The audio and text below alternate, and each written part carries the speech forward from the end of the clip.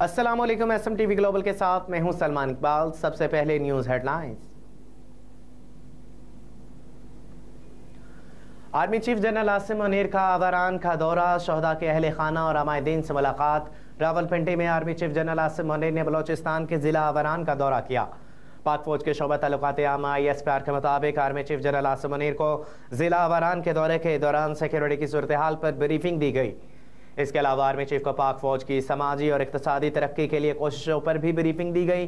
ISPR के मुताबिक इस मौका पर आर्मी चीफ ने शहदा के अहले खाना, मुकामी अमायदीन और किसानों से बातचीत की। जनरल आसिम मुनीर ने मुकामी अमायदीन, किसानों को सलामती और फलाह बहबूद के लिए पाक फौज की भरपूर हमायत की यकीन दहानी भी करवाई।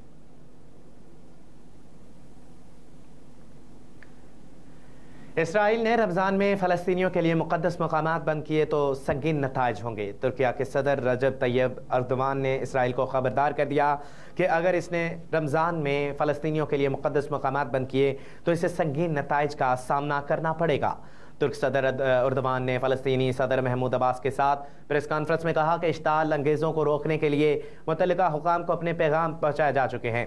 तैयब अर्दवान का कहना था कि इसराइल फ़लस्तीन तनाज़े के हल की राह में सबसे बड़ी रुकावट है।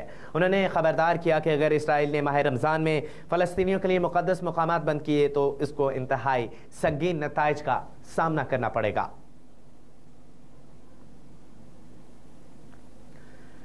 वज़ीर आला मरियम नवाज कमिश्नर ऑफिस में अरकान असम्बली से मुलाकात के बाद अचानक डिस्ट्रिक्ट हेडक्वार्टर हस्पताल पहुँच गई। वज़ीर आला मरियम नवाज की आमद की इतला मिलते ही उनकी ख़वातीन समेत सैकड़ों शहरी हस्पताल पहुँच गए। हस्पताल के दरवाजे से हजूम की तरफ लौट आईं और ख़वातीन से मुसाफ़ा किया। सब ख़वातीन से खैरियत दरियाफ़्त की और ख़वातीन ने तेरी आवाज़ मेरी आवाज़ मरियम नवाज के वज़ीर आला को देख कर नारे लगाना शुरू कर दिए।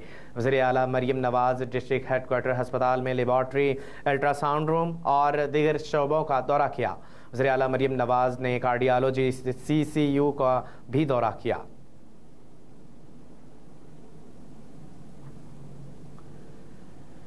स्वीडन ने नेटो में बाज़ाब्ता शमूलियत इख्तियार कर ली। रुकन ममालिक की तादाद 32 हो गई।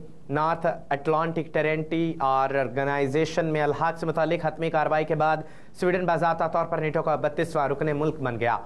यूक्रेन रूसी हमले के बाद स्वीडन की दरख्वास्त पर 2 साल बाद अमरीकी दारुल हुकूमत वाशिंगटन में स्वीडन की नेटो में बाज़ाब्ता शमूलियत से मुतालिक तकरीब मुनक्किद की गई। स्वीडन की नेटो में शमूलियत से मुतालिक तकरीब से खिताब करते हुए अमरीकी सदर जो बाइडन ने कहा कि आज इत्तेहाद पहले से ज़्यादा ताकतवर हो गया है। नई इत्तेहादी स्वीडन की शमूलियत के बाद नेटो आइंदा नस्लों की आज़ादी और जमहूरियत के लिए अपना किरदार अदा करता रहेगा। अमेरिकी वज़ीर ख़ारजा एंटोनी ब्लिंकन ने कहा कि हालांकि अभी सफ़र जारी है, लेकिन हमें पहले दिन से जानते थे कि एक रोज़ हम ये संगे मेल भी अबूर कर लेंगे। MQM ने बिलावल को इख्तियारात की मज़ीद निचली सतह पर कायल कर लिया।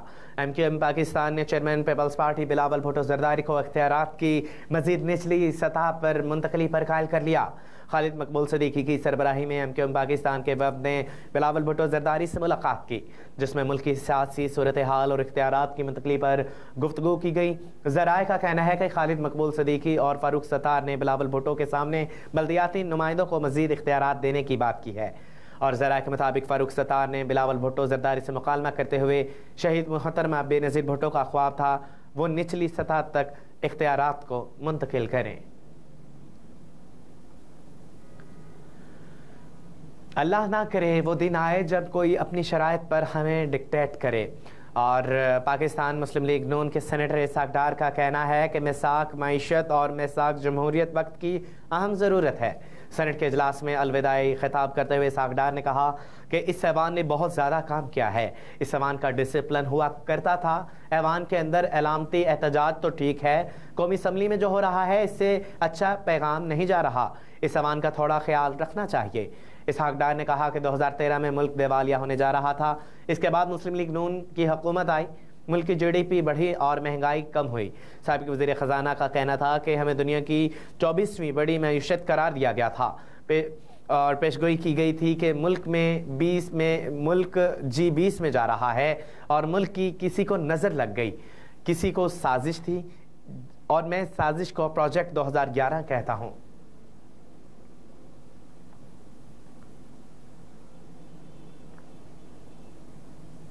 FBI ने परचून फरोशों को टैक्स नेट में लाने की तैयारी शुरू कर दी और ज़राए के मुताबिक फेडरल बोर्ड ऑफ रेवेन्यू ने टैक्स नेट बढ़ाने की हतमी तैयारी शुरू कर दी है, जिसके तहत परचून फरोशों को भी टैक्स नेट में लाया जाएगा। FBI के ज़राए के मुताबिक 55 लाख परचून फरोशों को टैक्स नेट में लाया जाएगा और छोटे से छोटा दुकानदार भी टैक्स नेट में शामिल होगा। ज़राए के मुताबिक महकमे के पास फहरिस्तें मौजूद हैं, इनकी स्क्रूटनी भी हो चुकी है। टैक्स नेट में आने वाले तमाम दुकानदार नए माली साल से टैक्स गोशवारे जमा करवाने के पाबंद होंगे।